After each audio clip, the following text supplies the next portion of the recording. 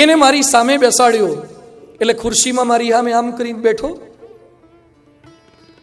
પછી મેં કીધું આટલા કલાક પછી પહેલું જ વાક્ય શું બોલ્યો? મને કે આ લોકોએ મને સુધારવા માટે લગભગ 12-15 ઠેકાણાએ સંપર્ક કરી લીધો છે. તમે લગભગ 16માં છો. 15 જગ્યાએ ક્યાંય ફાયા નથી. આજે એને સંતોષ થાય એટલે લઈ આવ્યા છો. તમે તમારું શરૂ કરો. આ રીતે મારી સાથે વાત કરી. બધું પણ 12-16 કલાક તો મોબાઈલ જોવે છે, એમાં શું થાકી ના જવાય? મન કે સ્વામીજી તમે શરૂ કરો, મજા આવે એવું છે. તમારી બેટરી ખૂટે પણ શ્રદ્ધા ના ખૂટે. મોબાઈલની બેટરી ખૂટે, શ્રદ્ધા નહીં ખૂટે. આ ડિરેક્શનમાં આપણી નવી પેઢી જઈ રહી છે. ક્યાંક MBBSમાં ભણનારો છોકરો ડ્રગમાં જતો રહ્યો છે, ક્યાંક 10મામાં 88% લાવનાર છોકરો એ સોશિયલ મીડિયાનો દુરાચારી થઈ ગયો છે. આપણે આપણી પેઢીને પાછી વાળવી હશે, એ સફળતાના શિખરો પરથી નીચે પડતી અટકાવી હશે, એના માટે પણ આ જરૂરિયાત છે. તો સાવધાની હટી, દુર્ઘટના ઘટી. અને સફળ થવા માટે જરૂરી શું છે? આપણને પાડનાર કોણ છે? આ થઈ શકે કે નહીં? ખરાબ આદત છૂટી શકે, તમારી કુટેવો છૂટી શકે. અર્જુન કૃષ્ણ પરમાત્માને કહે છે, ચંચલમી મન કૃષ્ણ પ્રમાથી બલવદ દૃઢમ. હે કૃષ્ણ, મન બહુ ચંચળ છે. આજે સભામાં કેવા સરસ શાંતિથી બેઠા છીએ, પણ ચાલુમાં મોબાઈલ ચેક કરી લેવાય. મન બહુ ચંચળ છે. અહીંયા બેઠા બેઠા પણ બીજા કામ થઈ શકે. જે સમયે ફોકસ ન થઈ શકે, મન ન કરવાનું કરાવડાવે, ન જોવાનું જોવડાવે, ન ખાવાનું ખવડાવે, ન સાંભળવાનું સંભળાવડાવે. મન બહુ ભારે છે. અર્જુન કૃષ્ણ ભગવાનને કહે છે, જે અર્જુન ત્રાજવાના 2 પલ્લામાં પગ મૂકી અને દ્રૌપદી માટે મત્સ્યવેદ કરી શકતા હતા, એકાગ્રતાવાળા અર્જુન કૃષ્ણને કહે છે કે કૃષ્ણ પરમાત્મા મારું મન ચંચળ છે. કૃષ્ણ કહે છે કે અર્જુન વશ થઈ શકે છે અભ્યાસ એને તું કૌંતેય. અભ્યાસથી અર્જુન તું તારા મનને વશ કરી શકીશ. જો વાલિયો વાલ્મીકી બની શકતો હોય, કામાસક્ત તુલસીદાસ એ રામાયણના રચયિતા બની શકતા હોય, તો ચોક્કસ પરિવર્તન થઈ શકે છે. આપણી અંદર પણ દૂષણો હોય, દોષો હોય, તકલીફો હોય, પણ સુધરી શકાય છે. એક ભાઈની મારે વાત કરવી છે. ભરતભાઈ દારે સલામના, અમે એને 2011માં મળ્યા હતા. સાંભળજો એનો પ્રસંગ. એ ભાઈ દારૂ પીવે, માંસ ખાય. મેં એને પૂછ્યું તમે શેનું શેનું માંસ ખાઓ? મન કે હલે એ બધું હાલે. એટલે મેં કીધું હલે એ બધું હાલે એટલે? મન કે મેં હરણ ખાધા છે, સાબર ખાધા છે, ગેંડા ખાધા છે, હાથીનું માંસ ખાધું છે, સિંહનું માંસ ખાધું છે, બધું જ ખાધું છે. 5 બંદૂક રાખે. જામનગરનો આપણો છે એ ભાઈ, અને દારે સલામમાં આફ્રિકામાં વર્ષોથી રહે છે. 5 બંદૂક રાખે. વિદેશી ગોરા લોકો એની પાસે શિકાર શીખવા માટે આવે. જે આવો શિકારી દુરાચારી લગ્નના દિવસે, પ્રથમ દિવસે એની પત્નીને માંસનું સૂપ બનાવીને પીવડાવવાનો પ્રયત્ન કર્યો. એની પત્ની કે મારી જિંદગીમાં હું માંસને અડી નથી, તો આવું ચિકન સૂપ ક્યાંથી પી શકું? એ મને નહીં ફાવે. એ કે તને આ નહીં ફાવે તો તું મને નહીં ફાવે, કાઢી મૂકીશ. આટલો દુરાચારી અત્યાચારી માણસ, જેણે લગ્ન પછી 25 વર્ષ સુધી માંસ ખાધું હોય, દારૂ પીધો હોય, દુરાચાર કર્યો હોય, એ માણસ પ્રમુખ સ્વામી મહારાજનો એક વાર સ્પર્શ કર્યો અને બદલાયા. આજે આખા ટાન્ઝાનિયાની ચેરિટી એક્ટિવિટીની જવાબદારી એ માણસ સંભાળે છે. જે રોજનું મણ માંસ ખાતા હતા, એ ચકલાને ચણ નાખવાની જવાબદારી એ વ્યક્તિ સંભાળે છે. સુધરી શકાય છે, આદતો છોડી શકાય છે, કુસંગ થકી બચી શકાય છે, થઈ શકે છે.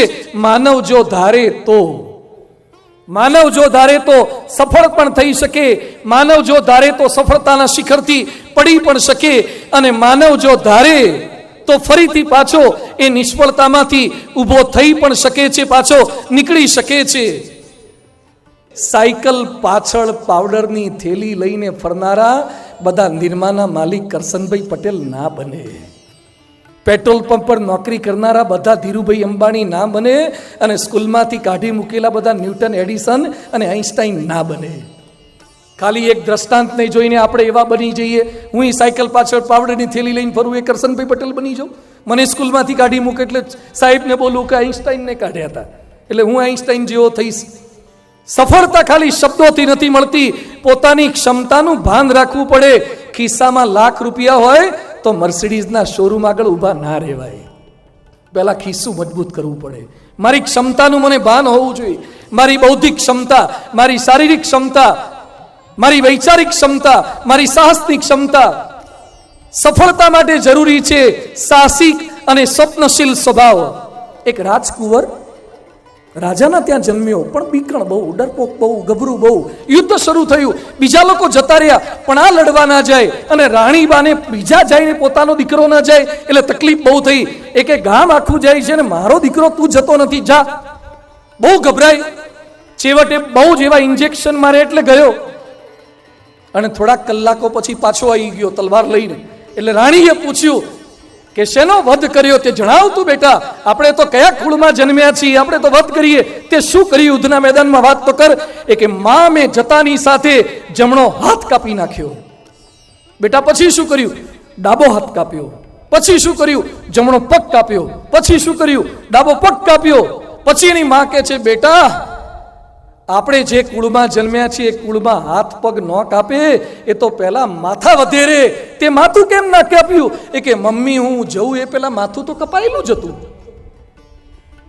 માથું તો પહેલેથી કપાયેલું હતું, પછી મેં હાથ પગ કાપ્યા. આવા ડરપોક માણસોથી યુદ્ધના જંગ ન જીતાય. સાહસિક અને સ્વપ્નશીલ સ્વભાવ હોય તો થઈ શકે છે. એ વોરન બફેટ હોય કે નાના મોટા 5 વર્ષની ઉંમરે જે માણસ આવા બનવાનો સંકલ્પ કરે છે, તો બધાને મારી વિનંતી છે સાહસિક અને સ્વપ્નશીલ સ્વભાવ. અક્ષરધામમાં વોટર શો ઉભો કર્યો. પરમ પૂજ્ય પ્રમુખ સ્વામી મહારાજે 90 વર્ષની ઉંમર હતી.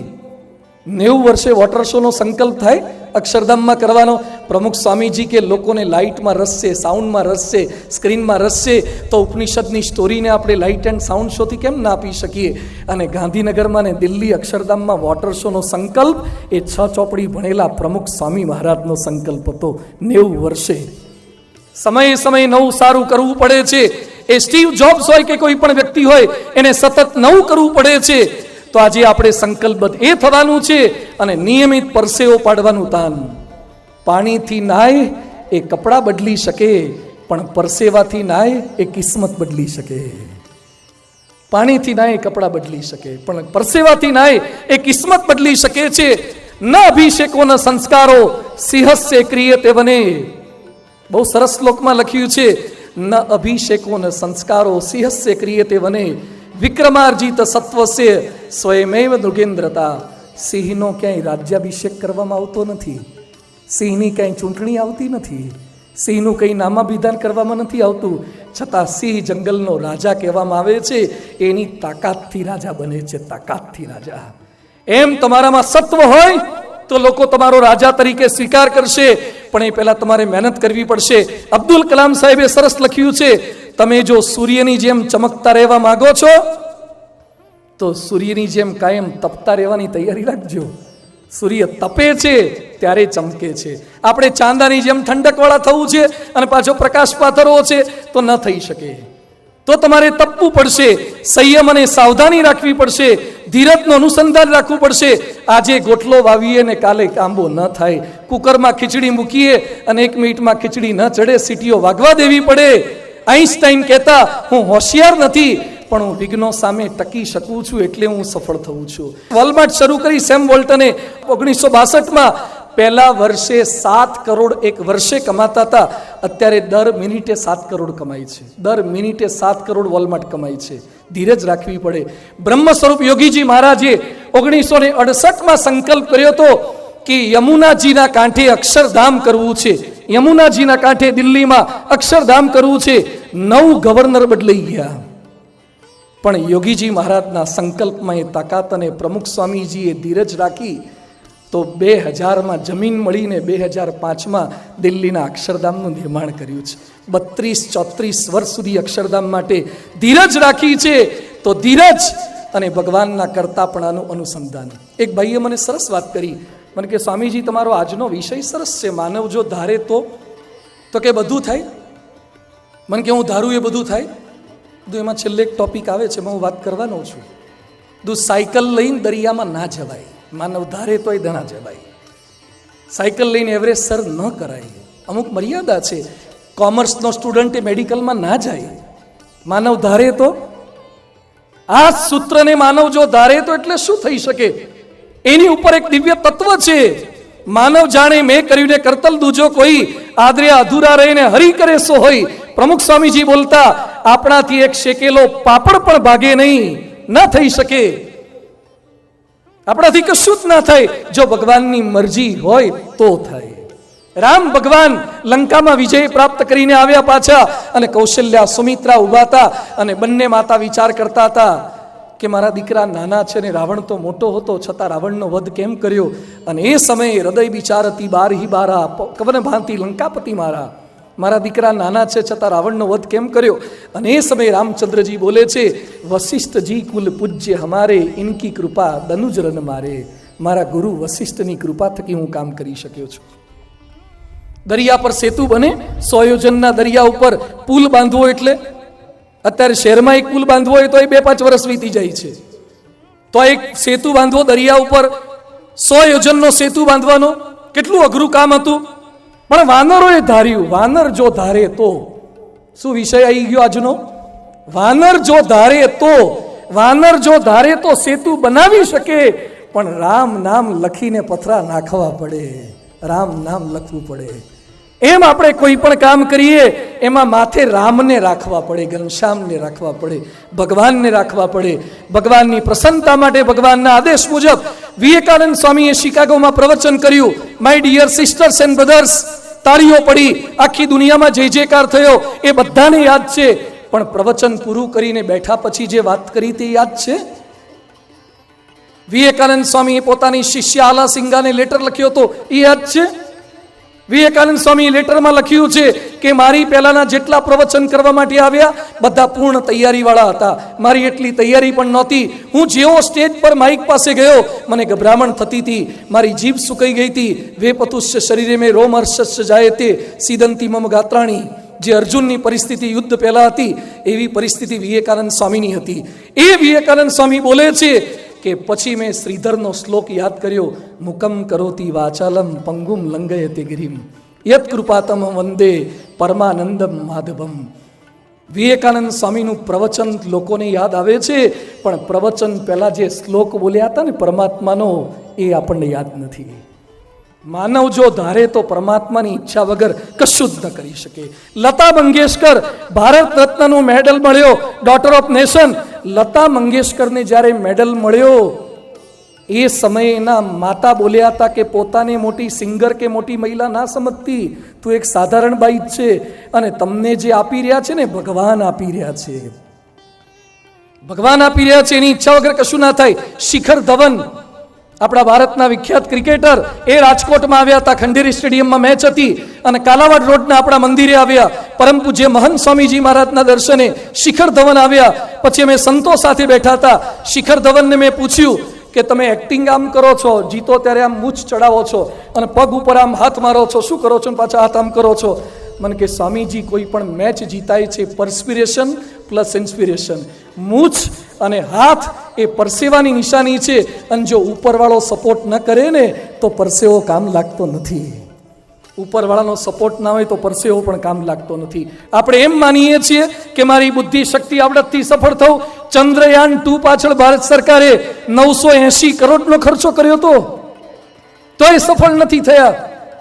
તો માનવ જો ધારે એમાં ક્યાંક ખામી હોય, અને જો પરમાત્માની ઈચ્છા ન હોય તો સફળતા ન પણ મળે.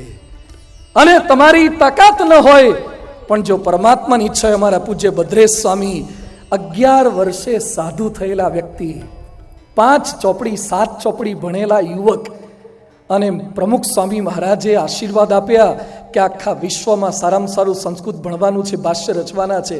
આખા વિશ્વમાં સૌથી વધારે સંસ્કૃત ભણેલા સંત હોય તો BAPSના પૂજ્ય ભદ્રેશદાસ સ્વામી છે.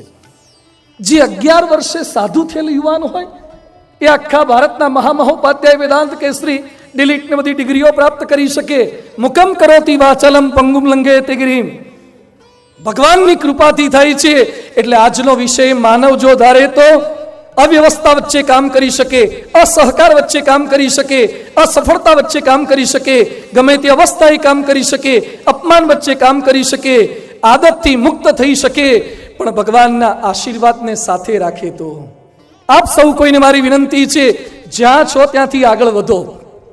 અભ્યાસ કરે છે સારો અભ્યાસ કરે, નોકરી કરે છે સારી નોકરી કરે, જે વ્યવસાય કરે છે વધારે સારો વ્યવસાય કરી જ શકે. નબળી